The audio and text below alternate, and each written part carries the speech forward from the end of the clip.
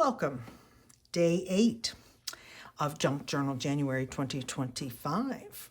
This is Diane with FaithArt Design Studio, and I have challenged anyone who's doing Junk Journal January to take the prompts and figure out, use it as a clue of what it can tell you about God's Word, and go and do a dive into God's Word and see if anything correlates. And we've been having a really good time. This is day 8, and our prompt for today is antique.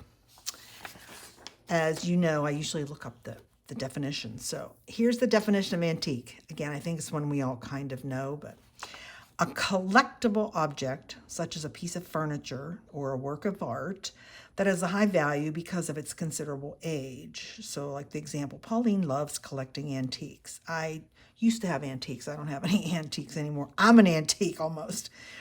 That's as the noun. As an adjective is having a high value because of considerable age. Now that starts making me think about the patriarchs in the Bible, right?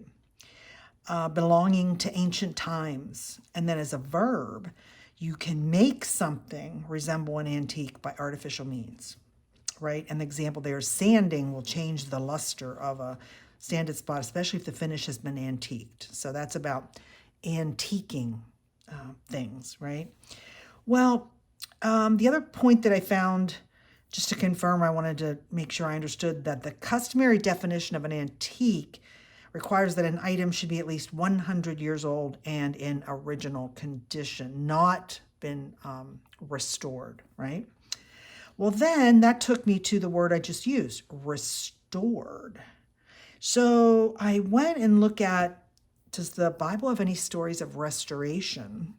And a couple came up, which were good. Joseph, because he was sold into slavery, but Joseph was eventually able to forgive them, save their lives, and bring his family together. So this is restoration, right? Jesus performed many acts of restoration, including raising Lazarus and Jairus' daughter. He also healed a blind man by placing clay on his eyes. Job, the Lord restored Job's fortunes and gave him twice as much as he had before. Then you've got David's kingdom was restored after he sinned with Bathsheba.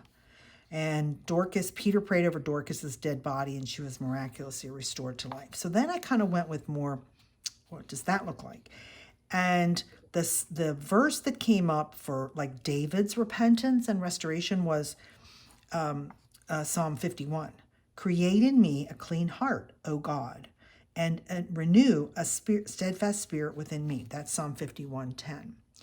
So I thought I would stop there, and then I went, you know what, okay, that's not enough. What would I do? What does that really mean? So then I went to Got Questions, and I wrote, how can I restore my soul? That's the most important thing, right? And so the only biblical passage that contains this phrase is Psalm 23:3. He restores my soul. This is in the context of the shepherd who leads his sheep to green pastures, quiet waters, and paths of righteousness. So as Christians, we are the sheep in God's pasture, and only he can restore our souls. And to restore that we're talking about in this context is repair, renovate, or return to a former condition. The soul is the deepest part of us, our spirit and innermost being. Since God is the one who made us, only he can restore us, because only he knows what we truly need to restore our souls. Okay, so that I felt like I was getting a little bit deeper in understanding. And the other thing I thought about is my oldest son is an auto body repairman. That's his day job, but his passion in his life has been restoring old cars. And when you talk to somebody who restores something repeatedly, like old cars and things like that, they pretty much can tell you, well, here's the first step, and then here's the second step, and here's the third step. So like there's specific things you have to do, right?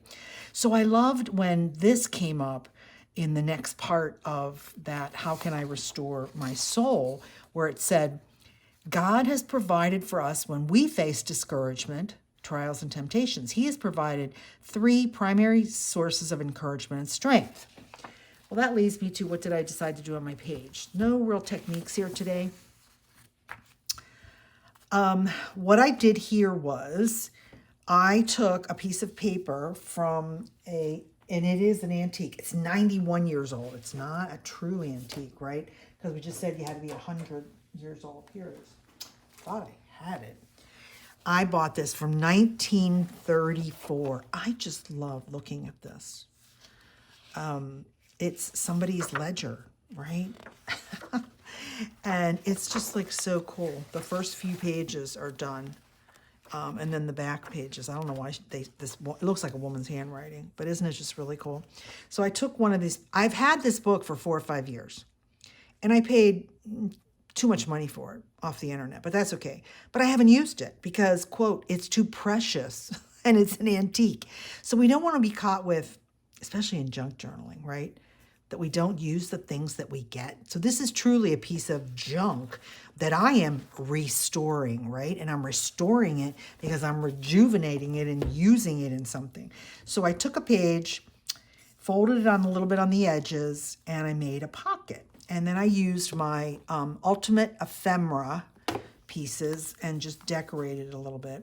And then I pulled out some old scrapbook paper, and I made 3 long tags because we just talked about that God has provided 3 primary sources of encouragement and strength.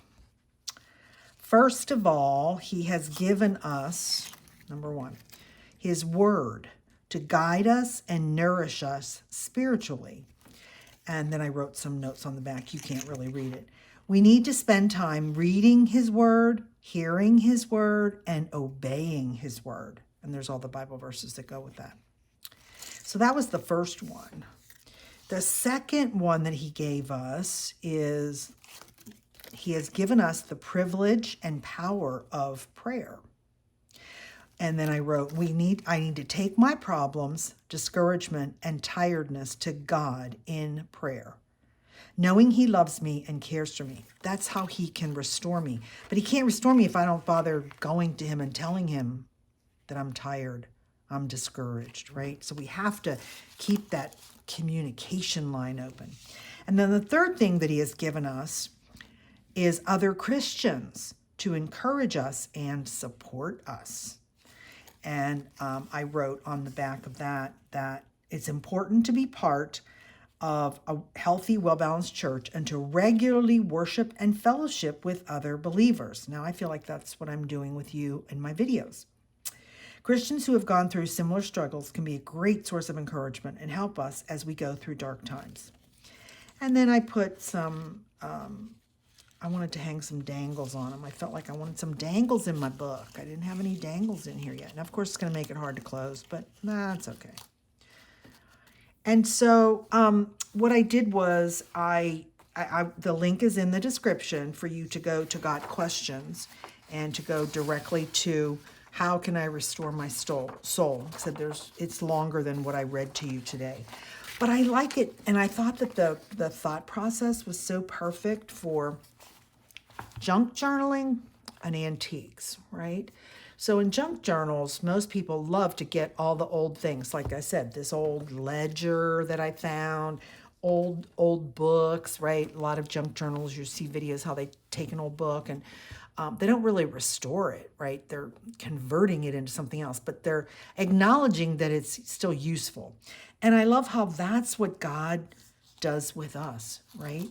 Like God restores us. He constantly loves us, encourages us. And all we have to do is obey his word, right? So here's 3 thoughts for today. I hope that will leave you with some thoughts for yourself on how has God restored your soul? That's my question for today. And I will close us, and I will see you tomorrow.